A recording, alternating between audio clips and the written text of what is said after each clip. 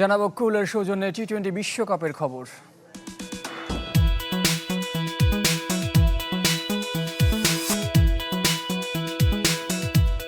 আজ বিশ্রামে বাংলাদেশ দল। নেদারল্যান্ডসের বিপক্ষে ম্যাচের পরদিন অনুশীলন রাখেনি টিম ম্যানেজমেন্ট। সেন্ট ভিনসেন্টে নিজেদের মতো করে সময় কাটাচ্ছেন ক্রিকেটাররা।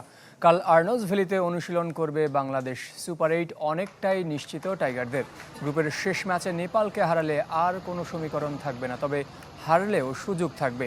সেক্ষেত্রে শ্রীলঙ্কা নেদারল্যান্ডসের ম্যাচের দিকে তাকিয়ে থাকতে হবে টাইগারদের। সুপার 8-এ উঠলে বাংলাদেশের প্রতিপক্ষ হবে ভারত, অস্ট্রেলিয়া ও আফগানিস্তান।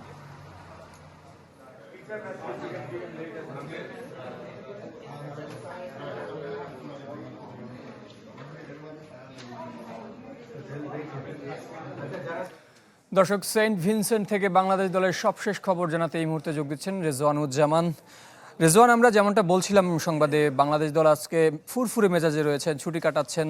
সর্বোপরি নেদারল্যান্ডস ম্যাচের পর দলের মধ্যে কেমন আসলে একটা পরিবর্তন দেখতে পাচ্ছেন, উচ্চাকাঙ্ক্ষা দেখতে পাচ্ছেন কিনা, সবকিছু মিলে সার্বিক পরিস্থিতি আমাদেরকে জানাবেন।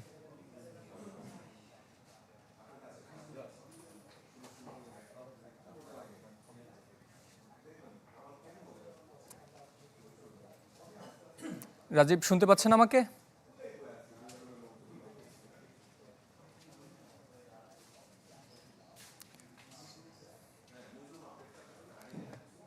রেজওয়ানুজ্জামান সাথে আছেন আমাদের? দুঃখিত দর্শক, সংযোগটি বিচ্ছিন্ন হয়ে গেছে। পরবর্তীতে রেজওয়ানুজ্জামানের সাথে আমরা যুক্ত হলে আপনাদের জানাবো বাংলাদেশ দলের পরবর্তী আরও খবর। সাকিবের সমালোচনা করায় দুঃখ প্রকাশ করেছেন সাবেক অধিনায়ক রকিবুল হাসান। শুধু সুপার 8 নয়, রকিবুলের দৃষ্টি সেমিফাইনালে। ওয়েস্ট ইন্ডিজে এই সাবেক তারকার সাথে কথা বলেছেন রেজওয়ানুজ্জামান। সবাইকে স্বাগত জানাচ্ছি আর্নল্ডস ভ্যালি ক্রিকেট স্টেডিয়ামের সামনে থেকে। কিছুক্ষণ আগেই বাংলাদেশ কিন্তু নেদারল্যান্ডসকে হারিয়ে দিয়েছে। সুপার 8 সম্ভাবনা এখন উজ্জ্বলতর, খালি অঙ্কের হিসাবে কিছুটা বাকি আছে, কিন্তু বাংলাদেশ সুপার 8-এ চলে গেছেই আমরা ধরে নিতে পারি। আমাদের সঙ্গে আছেন বাংলাদেশের সাবেক অধিনায়ক বীর মুক্তিযোদ্ধা এস.এম. রকিবুল হাসান। আমরা একটু কথা বলতে চাই, কেমন উপভোগ করলেন আজকের ম্যাচ? অনেক অনেক অনেক আনন্দ পাচ্ছি এখন এই দেশ থেকে এত দূরে এসে আর আমরা তো ক্রিকেটের আতুর ঘর থেকে আসছি। আজকে এত দূরে এসে যদি এই ম্যাচগুলো জিততে না পারি, কষ্ট থাকবে, কিন্তু আজকে কোনো কষ্ট নেই। এই রৌদ্রটা কড়া রৌদ্র, এই রৌদ্রটা মিষ্টি লাগছে আমার কাছে। মানে আমি মনে হয় যে যেটা আপনি বললেন ভূমিকায়, যে আমাদের সেকেন্ড রাউন্ডের নকআউট স্টেজে আমার মনে হয় যে নেট রানটা যদি আপনারা ঘাটেন, দেখবেন যে আমরা অনেক এগিয়ে আছি। ডালাসে আপনার সাথে আমার দেখা হয়েছিল, কথা হয়েছিল, তখন আপনি বলেছিলেন সাকিবকে ড্রপ করা উচিত। এখন কি বলবেন? আমি এখন বলবো যে ওটা যদি ও শুনে থাকে, আমার উপর যদি রাগ হয়ে থাকে, কিন্তু ও যদি ওর বোঝার আছে, that was not a serious talk, but এটার একটা ইসের জন্য, অর্থাৎ তাকে ব্রেক দেওয়ার জন্য। বাট সাকিব আল হাসান যে খেলাটা আজকে খেললো, এটি এলো সাকিব আল হাসান। তাকে as a senior player, as a world class player, তাকে এই খেলাটা খেলতে হবে তার দলের জন্য। আমরা কি এখানেই সন্তুষ্ট থাকবো যে আমরা সুপার 8-এ উঠেছি, এটাই আমাদের অর্জন? নো ওয়ে নকআউটে এসছি, দেখি যত বড় স্ট্রং টিম হোক, I will give my best, আমার বেস্ট খেলাটা দিব। অপোনেন্ট যদি তার বেস্টটা না খেলতে পারে, আমি যদি জিতে যাই, উই গো টু সেই পারে। Thank you very much. Rakibul হাসানের সাথে কথা বলছিলাম। সেমিফাইনালের স্বপ্ন দেখাতে শুরু করে দিয়েছেন রকিবুল হাসান। আমরাও আশা করি সেই স্বপ্ন অসম্ভব নয়। সবাই ভালো থাকবেন। আজকের মতো এখানেই শেষ করছি। দর্শক, যেমনটা বলছিলাম, বাংলাদেশ দল আজ ছুটিতে রয়েছে সেন্ট ভিনসেন্টে। সেখানে বাংলাদেশ দলের আরও খবর জানাতে আমাদের সাথে যুক্ত হয়েছেন রেজওয়ানুজ্জামান। রেজওয়ান, যেমনটা বলছিলাম সংবাদের শুরুতে, যে বাংলাদেশ দল আজ বিশ্রামে রয়েছে, দল ফুরফুরে মেজাজে রয়েছে। নেদারল্যান্ডস ম্যাচের পরে আসলে দলের মধ্যে কী পরিবর্তন দেখতে পাচ্ছেন, আর সর্বোপরি বাংলাদেশ দলের পরবর্তী কর্মকাণ্ড কী, সেটাও আমাদেরকে জানাবেন।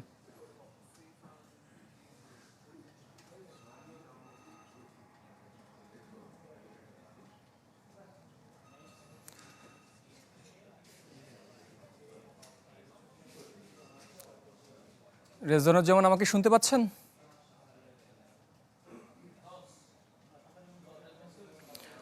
দর্শক, আবারও দুঃখিত, রেজওয়ানুজ্জামানের সংযোগটি এই মুহূর্তে আমাদের সাথে বিচ্ছিন্ন হয়ে গেছে। জানাবো পরবর্তী সংবাদ। কাল ভোরে বিশ্বকাপে 2টি ম্যাচ। সেন্ট ভিনসেন্টে নেপালের মুখোমুখি হবে দক্ষিণ আফ্রিকা। আগেই সুপার 8 নিশ্চিত করা প্রোটিয়াদের জন্য নিয়মরক্ষার ম্যাচ এটি। শুরু হবে ভোর 5:30টায়।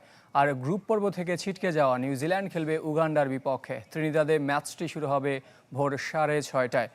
টানা 3 ম্যাচ জিতে ডি গ্রুপের শীর্ষে দক্ষিণ আফ্রিকা। তবে ক্যারিবিয়ানে প্রথম ম্যাচ খেলতে নামছে প্রোটিয়ারা। বোলাররা দুর্দান্ত ফর্মে থাকলেও ব্যাটিং নিয়ে কিছুটা চিন্তিত আফ্রিকার দলটি। রান পাচ্ছেন না ডিকক, মার্করাম, ক্লাসেনের মতো ব্যাটাররা। নেপালের বিপক্ষে বড় রানের খোঁজে প্রোটিয়া ব্যাটাররা। অন্যদিকে নেপাল শিবিরে যোগ দিয়েছেন তারকা স্পিনার সন্দীপ লামিছানে। দক্ষিণ আফ্রিকার বিপক্ষে একাদশেও থাকছেন অনেকটাই নিশ্চিত।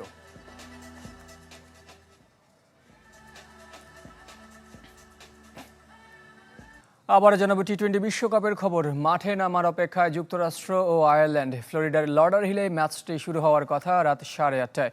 তবে এখনও টস হয়নি। জিতলেই সুপার 8-এ উঠবে যুক্তরাষ্ট্র। বৃষ্টিতে ম্যাচ পরিত্যক্ত হলেও মার্কিনিরা যাবে শেষ 8-এ।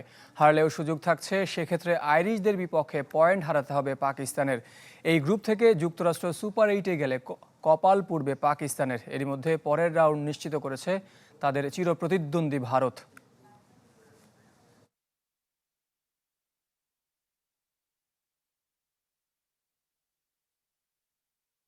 দর্শক, বাংলাদেশ দলের সেন্ট ভিনসেন্টে আজকে কি কার্যক্রম রয়েছে তার খবর জানাতে আমাদের সাথে সরাসরি যুক্ত হচ্ছেন রেজওয়ানুজ্জামান। রেজওয়ানুজ্জামান, আজকে কি কর্মসূচি রয়েছে বাংলাদেশ দলের, আর সার্বিক পরিস্থিতি কি আমাদেরকে জানাবেন?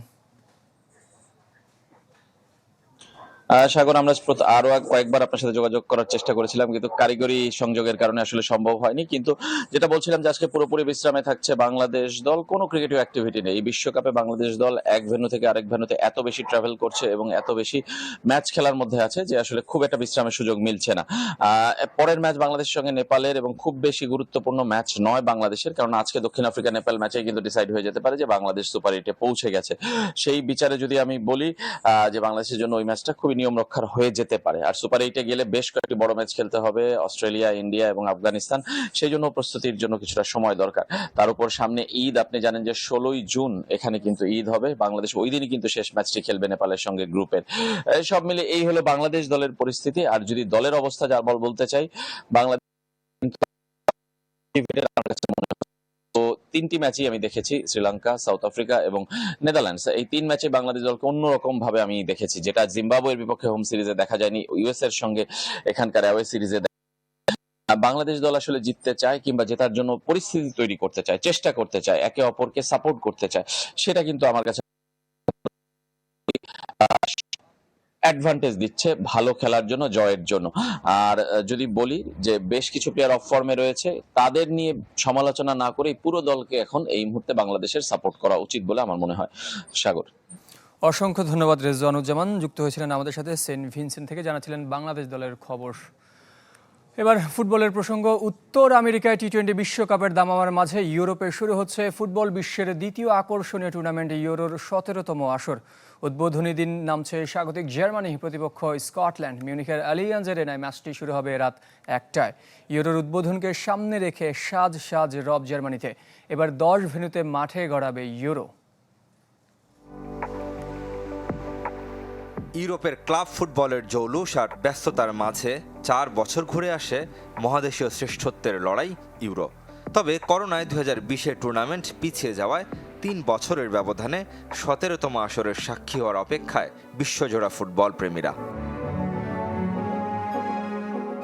36 বছর পর জার্মানিতে ফিরছে ইউরো। বেড়েছে পরিসর, ভেন্যু 24 দেশ, ম্যাচ সংখ্যা 51। জমকালো আয়োজন, ব্যয়ে কমতি রাখেনি জার্মানি। প্রায় $700 মিলিয়ন সংস্কার করা হয়েছে মাঠগুলো। 2006 বিশ্বকাপে যে 12 মাঠে খেলা হয়েছিল, এবার সেখান থেকে বাদ পড়েছে 3টি। নুরেমবার্গ, হ্যানোভার, কাইজারস্লটানের পরিবর্তে নতুন করে যুক্ত হয়েছে ডুসেলডর্ফ ভেন্যু। শুরুটা মিউনিক দিয়ে, ফাইনাল হবে বার্লিনের বিখ্যাত অলিম্পিয়া স্টাডিয়নে। সাম্প্রতিক পারফরমেন্সে ফেভারিট না হলেও অতীত ইতিহাস গৌরবের স্বাগতিকদের। জার্মানির সমান রেকর্ড 3 শিরোপা আছে স্পেনের। 2টি করে শিরোপার মালিক বর্তমান চ্যাম্পিয়ন ইতালি আর ফ্রান্স। 1 শিরোপা আছে 7 দেশের। এ গ্রুপে আয়োজকদের সাথে আছে স্কটল্যান্ড, হাঙ্গেরি আর সুইজারল্যান্ড। গ্রুপ বি মৃত্যুকূপ। স্পেন, ক্রোয়েশিয়া, ইতালির মতো হেভিওয়েটদের সাথে আছে Albania. Hot favourite England group সিতে। স্লোভেনিয়া, ডেনমার্ক আর সার্বিয়ার সাথে লড়তে হবে থ্রি লায়ন্সদের। ডি গ্রুপে আছে ফ্রান্স, নেদারল্যান্ডসের মতো দলগুলো, তাদের সঙ্গী অস্ট্রিয়া, পোল্যান্ড। এই গ্রুপে স্লোভাকিয়া, রোমানিয়া আর ইউক্রেনের সবচেয়ে শক্তিশালী প্রতিপক্ষ বেলজিয়াম। এফ গ্রুপে ক্রিস্টিয়ানো রোনালদোর পর্তুগালের বিপক্ষে লড়তে হবে তুরস্ক, জর্জিয়া আর চেক প্রজাতন্ত্রকে।